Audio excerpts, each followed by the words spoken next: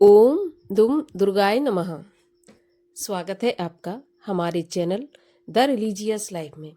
माता रानी की कृपा आप पर और आपके परिवार पर हमेशा बनी रहे।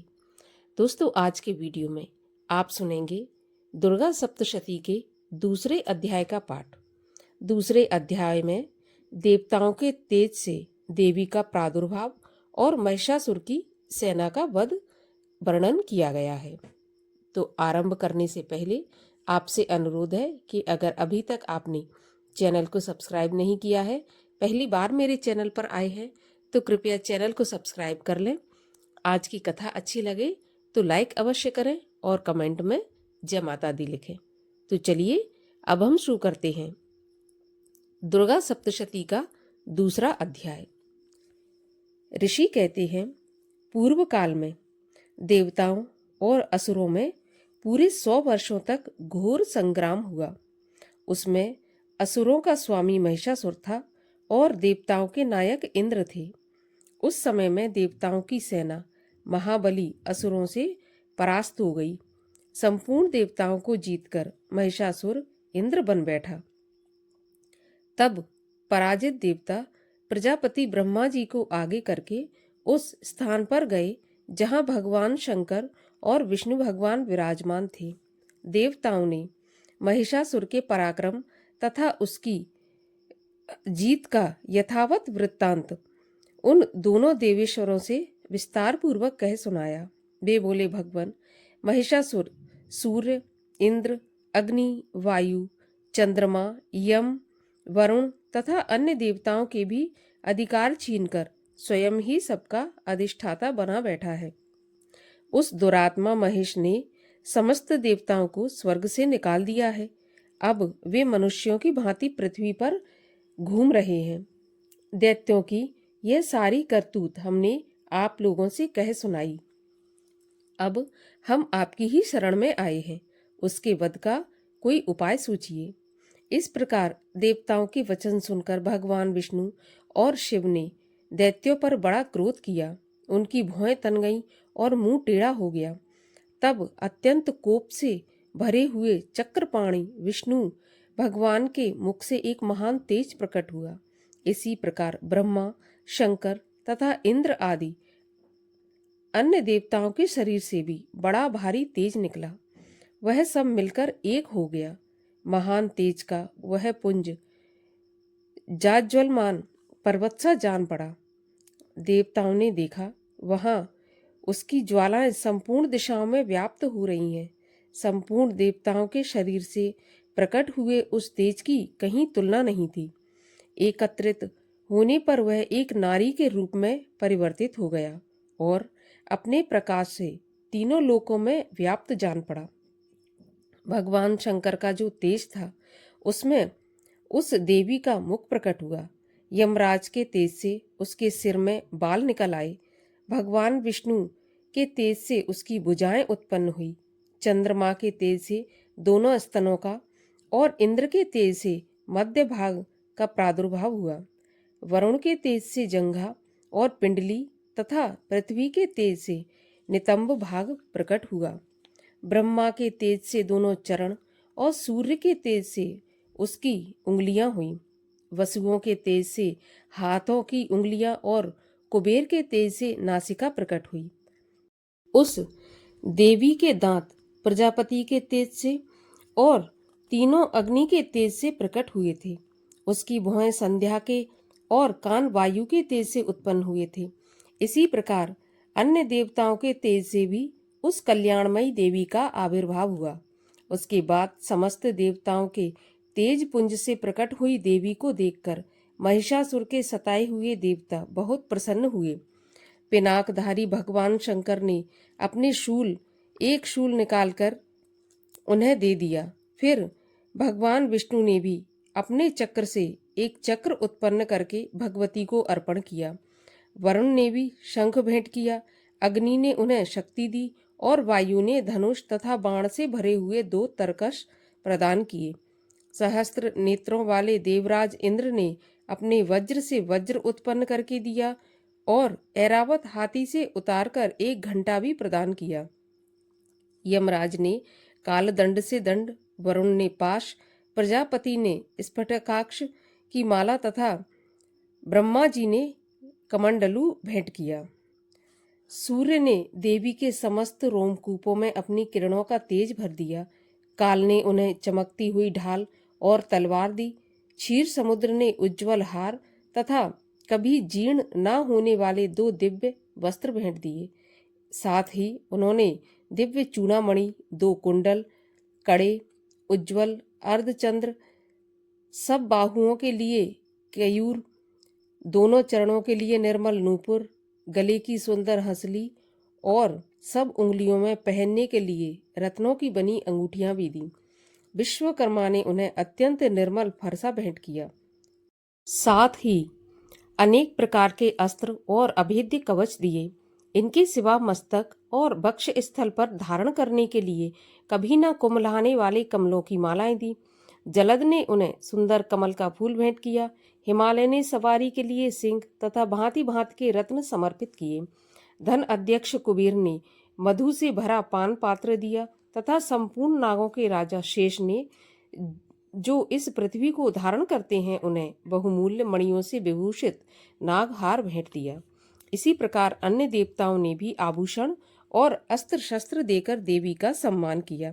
इसके बाद उन्होंने बारंबार अट्टहास पूर्वक उच्च स्वर से गर्जना की। उनके भयंकर नाद से संपूर्ण आकाश गूंज उठा। देवी का यह अत्यंत उच्च स्वर से किया हुआ सिंहनाद कहीं समा न सका। आकाश उसके सामने छोटा प्रतीत होने लगा। उससे बड़े जोर की प्रतिध्वनि हुई, जिससे संपूर्ण विश्व में हलचल मच गई और समुद्र कांप उठे। पृथ्वी डोलने लगी और समस्त पर्वत हिलने लगे। उस समय देवताओं ने अत्यंत प्रसन्नता के साथ सिंहवाहिनी भवानी से कहा कि हे देवी, तुम्हारी जय हो। साथ ही महर्षियों ने भक्ति भाव से विनम्र होकर उनका स्तवन किया। संपूर्ण त्रिलोकी को क्षोभग्रस्त देख दैत्यगण अपनी समस्त सेना को कवच आदि से सुसज्जित कर हाथों में हथियार ले सहसा उठ खड़े हो गए। उस समय महिषासुर ने बड़े क्रोध में आकर कहा, आह, ये क्या हो रहा है। फिर वह संपूर्ण असुरों से घिरकर उस सिंहनाद की ओर लक्ष्य करके दौड़ा और आगे पहुंचकर उसने देवी को देखा तो अपनी प्रभा से तीनों लोकों को प्रकाशित कर रही थी। उनके चरणों के भार से पृथ्वी दबी जा रही थी।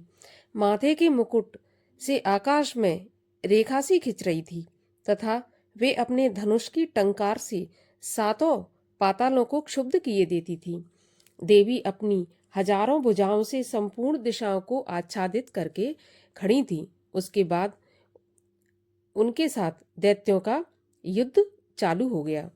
नाना प्रकार के अस्त्र शस्त्रों के प्रहार से संपूर्ण दिशाएं उद्भासित होने लगीं। चिक्षुर नामक महान असुर महिषासुर का सेना नायक था। वह देवी के साथ युद्ध करने लगा। अन्य दैत्यों की चतुरंगिनी सेना साथ लेकर चामर भी लड़ने लगा। 60,000 रथियों के साथ आकर उदग्र नामक महादैत्य ने लोहा लिया। 1 करोड़ रथियों को साथ लेकर महाहनु नामक दैत्य युद्ध करने लगा, जिसके रोए तलवार के समान तीखे थे। वह असिलोमा नाम का महादैत्य 5 करोड़ रथी सैनिकों सहित युद्ध में आ डटा। 60 लाख रथियों से घिरा हुआ बाष्कल नामक दैत्य भी उस युद्ध भूमि में लड़ने लगा। परिवारित नामक राक्षस हाथी पर सवार और घुड़सवारों के अनेक दलों तथा 1 करोड़ रथियों की सेना लेकर युद्ध करने लगा। बिडाल नामक दैत्य 5 अरब रथियों से घिरकर लोहा लेने लगा। इनके अतिरिक्त और भी हजारों महादैत्य रथ, हाथी और घोड़ों की सेना साथ लेकर वहां देवी के साथ युद्ध करने लगे। स्वयं महिषासुर उस रणभूमि में कोटि कोटि सहस्त्र रथ, हाथी और घोड़ों की सेना से घिरा हुआ खड़ा था। वे दैत्य देवी के साथ तोमर, भिंदीपाल, शक्ति, मूसल, खड्ग, परशु और पट्टिश आदि अस्त्र शस्त्रों का प्रहार करते हुए युद्ध कर रहे थे। कुछ दैत्यों ने उन पर शक्ति का प्रहार किया, कुछ लोगों ने पाश फेंके तथा कुछ दूसरे दैत्यों ने खड्ग प्रहार करके देवी को मार डालने का उद्योग किया। देवी ने क्रोध में भरकर खेल खेल में ही अपने अस्त्र शस्त्रों की वर्षा करके दैत्यों के वे समस्त अस्त्र शस्त्र काट डाले। उनके मुख पर परिश्रम या थकावट का चिन्ह भी नहीं था। देवता और ऋषि उनकी स्तुति करते थे और वे भगवती परमेश्वरी दैत्यों के शरीरों पर अस्त्र शस्त्रों की वर्षा करती रहीं।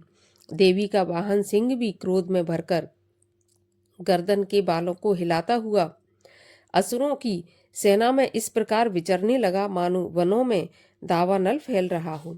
रणभूमि में दैत्यों के साथ युद्ध करती हुई अंबिका देवी ने जितने निश्वास छोड़े वे सभी तत्काल सैकड़ों हजारों गणों के रूप में प्रकट हो गए और परशु, भिंदीपाल, खड्ग तथा पट्टिश आदि अस्त्रों द्वारा असुरों का सामना करने लगे। देवी की शक्ति से बड़े हुए वे गण असुरों का नाश करते हुए नगाड़ा और शंख आदि ध्वनि बजाने लगे। उस संग्राम महोत्सव में कितने ही गण मृदंग बजा रहे थे। उसके बाद देवी ने त्रिशूल से, गदा से, शक्ति की वर्षा से और खड्ग आदि से सैकड़ों महादैत्यों का संहार कर डाला। कितनों को घंटे की भयंकर नाद से मूर्छित करके मार गिराया। बहुत से दैत्यों को पाश में बांधकर धरती पर घसीटा। कितने ही दैत्य उनकी तीखी तलवार की मार से दो दो टुकड़े हो गए। कितने ही गदा की चोट से घायल हो धरती पर सो गए। कितने ही मूसल की मार से अत्यंत आहत होकर रक्त वमन करने लगे। कुछ दैत्य शूल से छाती फट जाने के कारण पृथ्वी पर ढेर हो गए। उस रंगारंग में बाण समूहों की वृष्टि से कितने ही असुरों की कमर टूट गई। बाज की तरह झपटने वाले देव पीड़क दैत्यगण अपने प्राणों से हाथ धोने लगे। किन्हीं बाहें छिन्न भिन्न हो गईं, कितनों की गर्दन कट गई। कितने ही दैत्यों के मस्तक कट कट कर गिरने लगे। कुछ लोगों के शरीर मध्य भाग में ही विदीर्ण हो गए। कितने ही महादैत्य की जांघें कट जाने से पृथ्वी पर गिर पड़े। कितनों को ही देवी ने एक बाह में, एक पैर और एक नेत्र वाले करके दो टुकड़ों में चीर डाला। दैत्यों ही के मस्तक कट जाने पर भी गिरकर फिर उठ जाते और केवल धड़के ही रूप में अच्छे अच्छे हथियार हाथ में लेकर देवी के साथ युद्ध करने लगते। दूसरे कबंध युद्ध के बाजों की लय पर नाचते थे। कितने ही बिना सिर के धड़ हाथों में खड्ग, शक्ति और रिष्टि लिए दौड़ते थे तथा दूसरे दूसरे महादैत्य ठहरो ठहरो यह कहते हुए देवी को युद्ध के लिए ललकारते थे। जहाँ वह घोर संग्राम हुआ था वहाँ की धरती देवी के गिराए हुए रथ, हाथी, घोड़े और असुरों की लाशों से ऐसी पट गई थी कि वहाँ चलना फिरना असंभव हो गया था। दैत्यों की सेना में हाथी, घोड़े और असुरों के शरीरों से इतनी अधिक मात्रा में रक्तपात हुआ था कि थोड़ी ही देर में वहां खून की बड़ी बड़ी नदियां बहने लगीं। जगदम्बा ने असुरों की विशाल सेना को क्षण भर में नष्ट कर दिया, ठीक उसी तरह जैसे तृण और काष्ठ के भारी ढेर को आग कुछ ही क्षणों में भस्म कर देती है। और वह सिंह भी गर्दन के बालों को हिला हिलाकर जोर से गर्जना करता हुआ दैत्यों के शरीर से मानो उनके प्राण चुने लेता था। दुर्गा सप्तशती का तीसरा अध्याय। जगदम्बा के श्री अंगों की कांति उदय काल के सहस्त्रों सूर्य के समान है। वे लाल रंग की रेशमी साड़ी पहने हुए हैं। उनके गले में मुंडमाला शोभा पा रही है। दोनों स्तनों पर रक्त चंदन का लेप लगा है। वे अपने कर कमलों में जप मालिका, विद्या और अभय तथा वर नामक मुद्राएं धारण किए हुए हैं। 3 नेत्रों से सुशोभित मुखार बिंद की बड़ी शोभा हो रही है। उनके मस्तक पर चंद्रमा के साथ ही रत्नमय मुकुट बंधा है तथा वे कमल के आसन पर विराजमान है। ऐसी देवी को मैं भक्ति पूर्वक प्रणाम करता हूँ। ऋषि कहते हैं, दैत्यों की सेना को इस प्रकार तहस नहस होते देख महादैत्य सेनापति चिक्षुर क्रोध में भरकर अंबिका देवी से युद्ध करने के लिए आगे बढ़ा। वह असुर रणभूमि में देवी के ऊपर इस प्रकार बाणों की वर्षा करने लगा जैसे बादल मेरुगिरी के शिखर पर पानी की धार बरसा रहा हो। तब देवी ने अपने बाणों से उसके बाण समूह को अनायास ही काटकर उसके घोड़ों और सारथी को भी मार डाला। साथ ही उसके धनुष तथा अत्यंत ऊंची ध्वजा को भी तत्काल काटकर गिरा दिया। धनुष कट जाने पर उसके अंगों को अपने बाणों से बींध डाला। धनुष, रथ, घोड़े और सारथी के नष्ट हो जाने पर वह असुर ढाल और तलवार लेकर देवी की ओर दौड़ा। उसने तीखी धार वाली तलवार से सिंह के मस्तक पर चोट करके देवी की भी बाईं भुजाएं बड़े वेग से प्रहार किया। राजन, देवी की बाह पर पहुंचते ही वह तलवार टूट गई। फिर तो क्रोध से लाल आंखें करके उस राक्षस ने शूल हाथ में लिया और उसे उस महादैत्य ने भगवती भद्रकाली के ऊपर चलाया। वह शूल आकाश से गिरते हुए सूर्यमंडल की भांति अपने से प्रज्वलित हो उठा। उस शूल को अपनी ओर आते देख देवी ने भी शूल का प्रहार किया। उससे राक्षस के शूल के सैकड़ों टुकड़े हो गए। साथ ही महादैत्य चिक्षुर की भी धज्जियां उड़ गईं। वह प्राणों से हाथ धो बैठा। महिषासुर के सेनापति उस महापराक्रमी चिक्षुर के मारे जाने पर देवताओं को पीड़ा देने वाला चामर हाथी पर चढ़कर आया। उसने भी देवी के ऊपर शक्ति का प्रहार किया, किंतु जगदम्बा ने उसे अपने हुंकार से आहत एवं निष्प्रभ करके तत्काल पृथ्वी पर गिरा दिया। शक्ति टूटकर गिरी हुई देख चामर को बड़ा क्रोध हुआ। अब उसने शूल चलाया, किंतु देवी ने उसे भी अपने बाणों द्वारा काट डाला। इतने में ही देवी का सिंह उछलकर हाथी के मस्तक पर चढ़ बैठा और उस दैत्य के साथ खूब जोर लगाकर बाहु युद्ध करने लगा। वे दोनों लड़ते लड़ते हाथी से पृथ्वी पर आ गए और अत्यंत क्रोधित होकर एक दूसरे पर बड़े भयंकर प्रहार करते हुए लड़ने लगे। उसके बाद सिंह बड़े वेग से आकाश की ओर उछला और उधर से गिरते समय उसने पंजों की मार से चामर का सिर धड़ से अलग कर दिया। इसी प्रकार उदग्र भी शिला और वृक्ष आदि की मार खाकर रणभूमि में देवी के हाथ से मारा गया तथा कराल भी दांतों, मुक्कों और थप्पड़ों की चोट से धराशाही हो गया। क्रोध से भरी हुई देवी ने गदा की चोट से उद्धत का कचूमर निकाल दिया। भिंदीपाल से बाष्कल को तथा बाणों से ताम्र और अंधक को मौत के घाट उतार दिया। 3 नेत्रों वाली परमेश्वरी ने त्रिशूल से उग्रास, उग्रवीर तथा महाहनु नामक दैत्यों को मार डाला। तलवार की चोट से बिडाल के मस्तक को धड़ से काट गिराया। दुर्धर और दुर्मुख इन दोनों को भी अपने बाणों से यमलोक भेज दिया। इस प्रकार अपनी सेना का संहार होता देख महिषासुर ने भैंसे का रूप धारण करके देवी के गणों को त्रास देना आरंभ किया। किन्हीं को थुथुन से मारकर, किन्हीं के ऊपर खुरों का प्रहार करके, किन्हीं किन्हीं को पूंछ से चपेट चोट पहुंचाकर, कुछ को सींगों से विदीर्ण करके, कुछ गणों को वेग से, किन्हीं को सिंहनाद से, कुछ को चक्कर देकर और कितनों को निश्वास वायु के झोंके से धराशाही कर दिया। इस प्रकार गणों की सेना को गिराकर वह असुर महादेवी के सिंह को मारने के लिए झपटा। इससे जगदम्बा को बड़ा क्रोध हुआ। उधर महापराक्रमी महिषासुर भी क्रोधित होकर धरती को खुरों से खोदने लगा तथा अपने सींगों से ऊंचे ऊंचे पर्वतों को उठाकर फेंकने लगा और गरजने लगा। उसके वेग से चक्कर देने के कारण पृथ्वी क्षुब्ध होकर फटने लगी। उसकी पूंछ से टकराकर समुद्र सब ओर से धरती को डुबोने लगा। हिलते हुए सींगों के आघात से विदीर्ण होकर बादलों के टुकड़े टुकड़े हो गए। उसके सांस की प्रचंड वायु के वेग से उड़े हुए सैकड़ों पर्वत आकाश से गिरने लगे। इस प्रकार क्रोध में भरे हुए उस महादैत्य को अपनी ओर आते देख चंडिका ने उसका वध करने के लिए महान क्रोध किया। उन्होंने पाश फेंककर उस महान असुर को बांध दिया।